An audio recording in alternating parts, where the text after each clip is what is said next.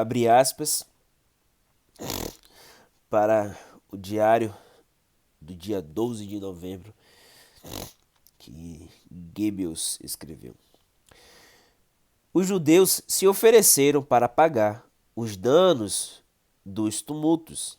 Isso soma 5 milhões de marcos somente em Berlim. A situação se acalmou em todo o Reich. Meu decreto fez milagres. E para completar, os judeus ainda irão me agradecer. Fecha aspas. Para o diário, né, de Goebbels. Naquele mesmo dia, os protagonistas das ações reuniram em uma assembleia ministerial. Abre aspas. A morte de Hat custou muito caro aos judeus, fecha aspas, comentou Goebbels, anotando argumentos entusiasmados sobre a solução. Heydrich, o chefe da Polícia de Segurança, resumiu os relatórios recebidos dos escritórios da Polícia do Estado. Dois pontos, abre aspas. Ainda não se pôde contabilizar a destruição das lojas e casas dos judeus. Os números apresentados nos relatórios são, dois pontos, 815 lojas destruídas, 171 casas incendiadas ou destruídas. Isto só indica uma fração do dano real causado se levarmos em consideração as consequências dos incêndios, se levarmos em consideração as consequências do incêndio. Devido à urgência dos pedidos, os relatórios que até agora recebemos estão completamente limitados a declarações genéricas como numerosos, entre aspas, ou a maioria das lojas foram destruídas, entre aspas. Portanto, os números dados devem ter devem ter se excedido consideravelmente. 191 sinagogas foram incendiadas e outras 76 completamente destruídas. 20 mil judeus foram presos, 36 mortes foram registradas e os que estão gravemente feridos são todos judeus. Fecha aspas. O decreto de multa da reparação para judeus com cidadania alemã cobrou dos judeus 1 bilhão de marcos como pagamento ao Reich alemão pela destruição nazista. Ordenado pelo marechal de campo Göring, na posição de comissário do plano dos 4 anos. Essa multa era exequível porque 6 meses atrás os nazistas tinham registrado toda a propriedade dos judeus.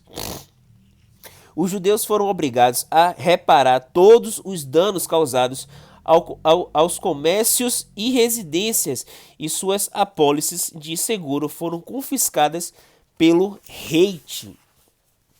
No topo de todos os fardos e consoantes com a proibição da posse de qualquer tipo de armas, os judeus foram proibidos de caçar pássaros e cervos na temporada de caça. Perdão, minha sinusite. E servos na temporada de caça que acabava de começar.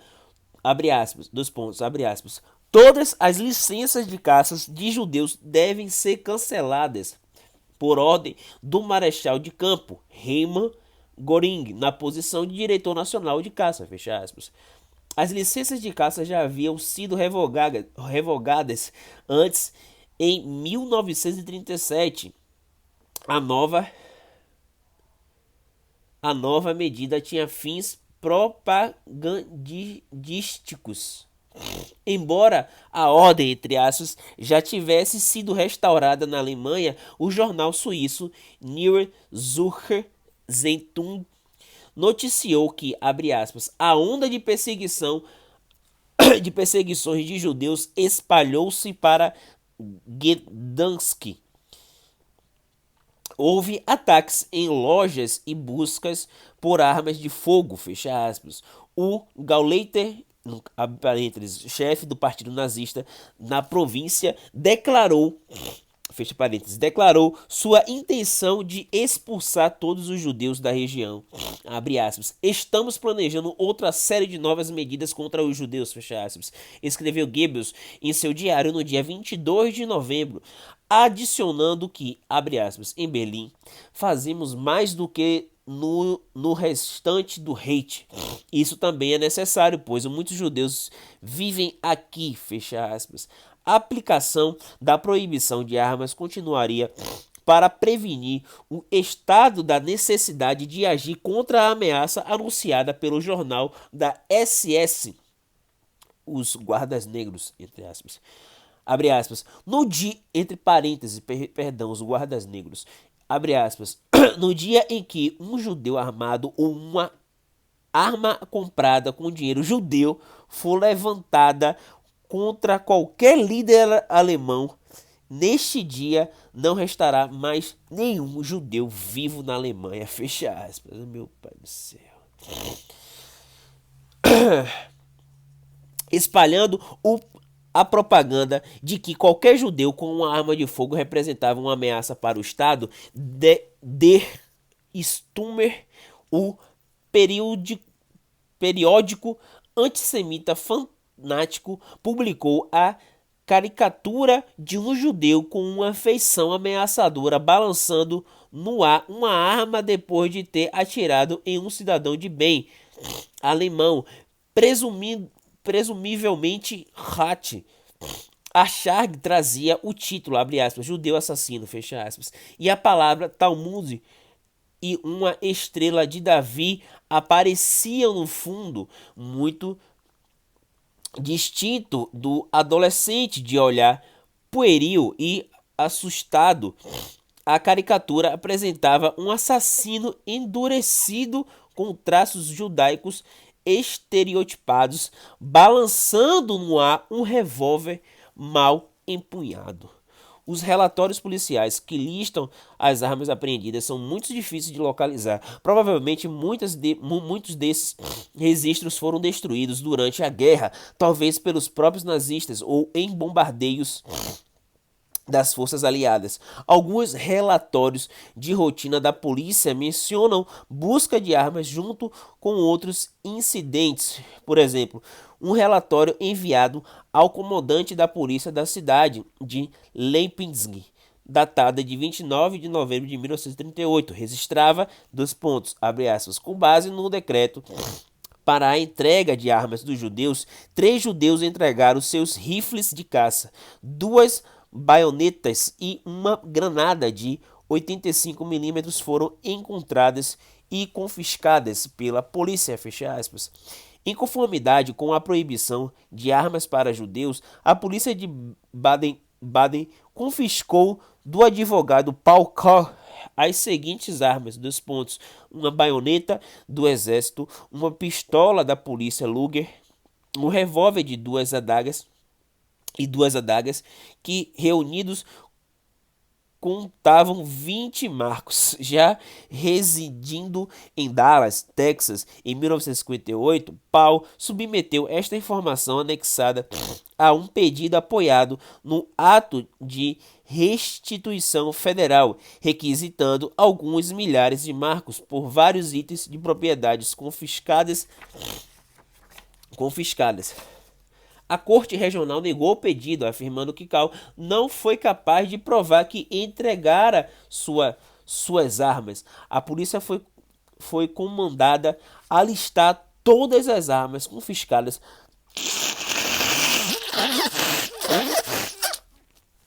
dos judeus e enviar as listas e armas para a Gestapo. No dia 19 de setembro, o escritório central da Gestapo em Munique publicou um memorando à polícia, aos comissários e prefeitos referente ao regulamento que exigia a entrega de todas as armas de judeus. Ele também explicava como o regulamento deveria ser implementado. Abre aspas. todos os tipos de armas possuídas por judeus, sem nenhuma exceção, passam a ser propriedade do rei, sem nenhuma compensação e devem ser entregues imediatamente às autoridades policiais. Isso inclui toda e qualquer arma, inclusive sinaleiros, armas cortantes ou perfurantes e da lâmina fixa semelhante a uma adaga. Os pedidos de resgate das armas de judeus imigrantes não devem ser atendidos. Devem ser feita uma lista com todas as armas que pertencem a judeus e esta deve ser enviada para este escritório até 5 de janeiro de 1939. As armas devem estar devidamente embaladas e, se em pequenas quantidades, devem ser enviadas por encomenda postal. Caso o número de armas seja grande, elas devem ser enviadas em cargas por frete. Tudo isso deverá ser relatado ao escritório da Gestapo em Berlim.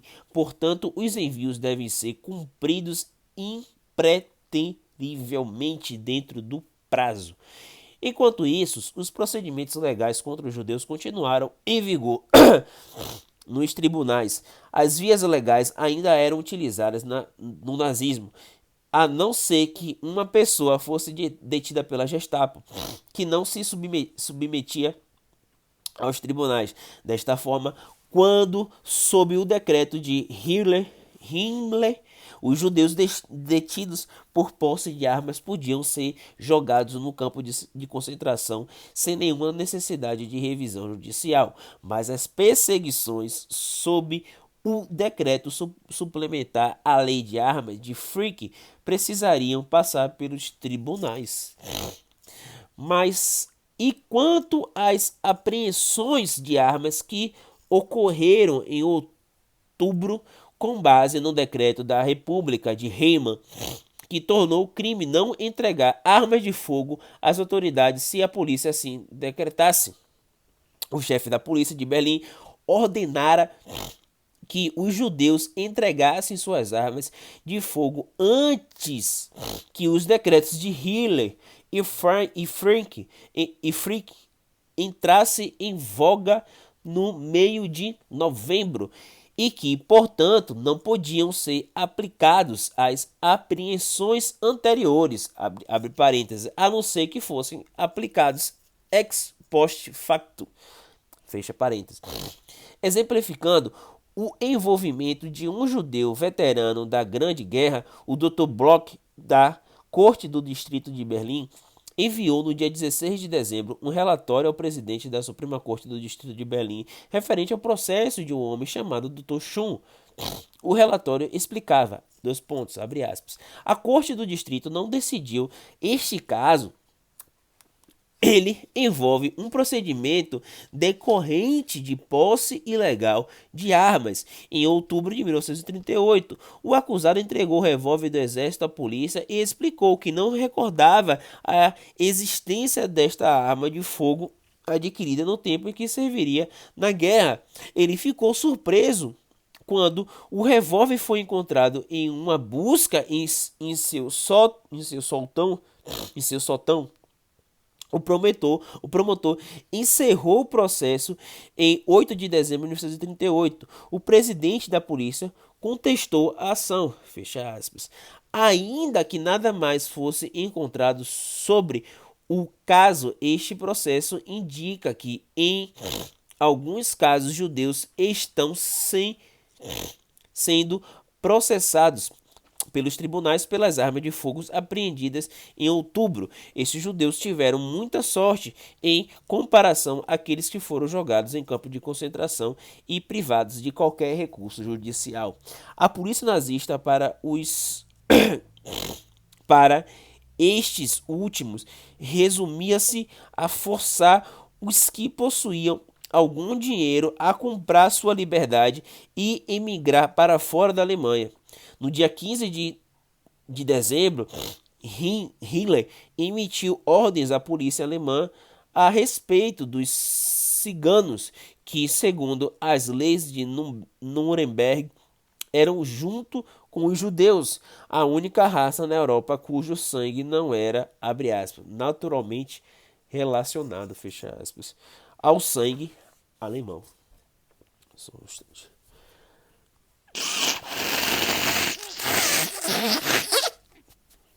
Perdão, rinite crônica muito forte.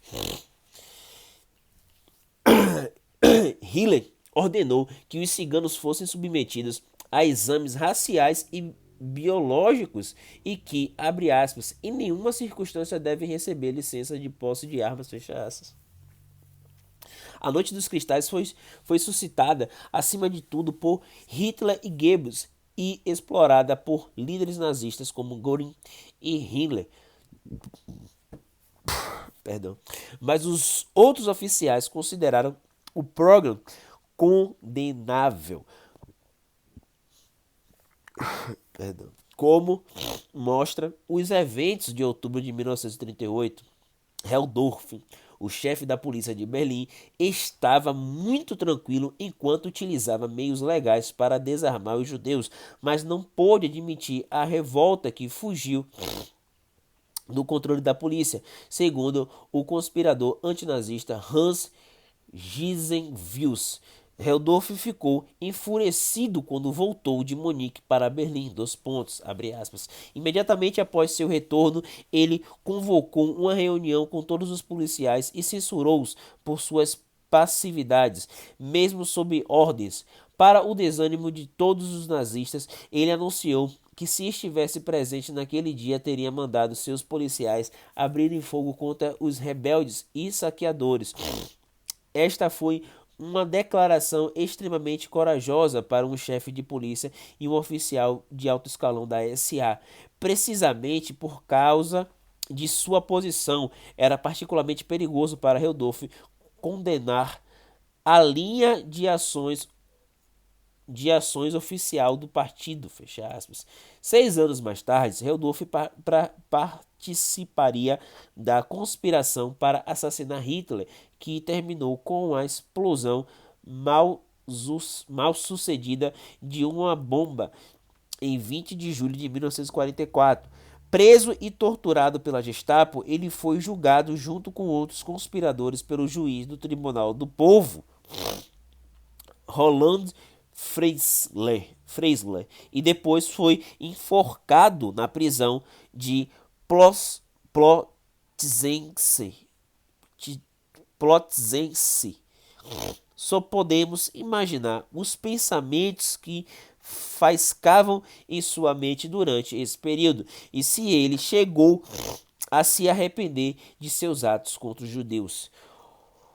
Outra reação negativa, se bem que tímida, foi apresentada pelo chefe das Forças Armadas, o chefe da Wehrmacht, Oberkommando Wilhelm Keitel, com relação à apreensão de armas brancas de judeus veteranos da Grande Guerra e de outras batalhas. Um telex urgente enviado para todos os departamentos da polícia ressaltava que a lei do Reich, que proibia os judeus de possuírem armas, incluía as armas de suporte. Todavia, os soldados judeus que se aposentaram deixaram o exército com a permissão para usar seu uniforme e suas armas de suporte. Isso era uma honraria da Wehrmacht Oberkommando, que faria os arranjos necessários para que isso continuasse a ser permitido. Abre aspas. A polícia foi então instruída para não atuar contra as pessoas afetadas. Fecha aspas. Em suma, durante um período crucial de várias semanas, em outubro e novembro de 1938, o governo nazista desarmou a população judia de Berlim. O processo foi realizado tanto pela combinação de recursos legais instituídos na República de Weimar, quanto pelo uso da pura violência sem leis. A existência de um registro e uma licença para o uso de arma de fogo, reunida à capacidade ilimitada de conduzir busca e apreensões, foram os elementos chaves da opressão. Agora a hierarquia nazista poderia lidar mais tranquilamente com, abre aspas, a questão judaica, fecha aspas, sem temer uma resistência armada de suas vítimas. É tentador supor que mesmo os judeus alemães não tivessem registrado suas armas anteriormente, isso não faria nenhuma diferença durante o PROG em 1938 e durante o Holocausto, quando a maioria dos judeus foi deportada e assassinada a tiros e nas câmeras de gás. No entanto, quantas histórias individuais poderiam ter sido escritas de outro modo, não fossem o desarmamento de outubro e a noite dos cristais tão devastadores? Uma visão fatalista ignora que os próprios nazistas viam os judeus armados como suficientemente perigosos para minar sua estratégia para desarmá-los. De fato, como os relatos dos próximos capítulos sugerem, muitos dos que defenderam suas casas, famílias, templos, amigos e a si próprios com armas de fogo foram ocasionalmente, embora poucas vezes, bem-sucedidos em repelir seus agressores nazistas. Até agora, não podemos ter certeza de que os judeus não poderiam ter desenvolvido movimentos de resistências armadas e ainda menos que não pudessem ter usado armas para impedir prisões, deportações e ataques individuais. Foi somente depois da Noite dos Cristais, quando a população judia foi larga e sistematicamente desarmada, que a tomada do país pelo punho de ferro dos nazistas ficou evidente para todos. E aqui finalizamos o capítulo 11 da parte 4 do livro do nosso querido Steve Holbrook. Beleza? Paramos aqui no capítulo 12 e já já eu posto aqui a leitura dele. E finalizando aqui o 12, já vai para conclusão e a gente lê ele completo. Acho que não demora muito. Tem umas imagens aqui também, ó. Muito bom esse livro. Eu não vi ainda isso aqui, então a gente vai ver junto, beleza? Obrigado, esse vídeo, esse capítulo foi lido em 3 etapas. Essa foi a última, né? A primeira, que é um capítulo longo, né? A primeira tive que parar por um incidente aqui em casa com um cachorro, mas finalizado agora. Peço que quem puder curta o vídeo, né? A gente está fazendo agora aqui nessa plataforma do YouTube. Quem puder curtir, eu agradeço. Quem quiser colocar para à disposição de algum amigo, algum conhecido também ouvir essa história aqui do livro, eu ficaria muito grato que puder compartilhar, né?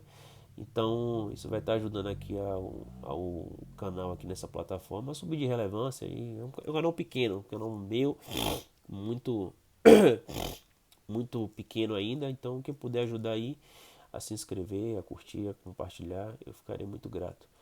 Tá bom? Muito obrigado, que Deus nos abençoe e nos permita conhecer a verdade. Tá bom? Até a próxima, meus amigos.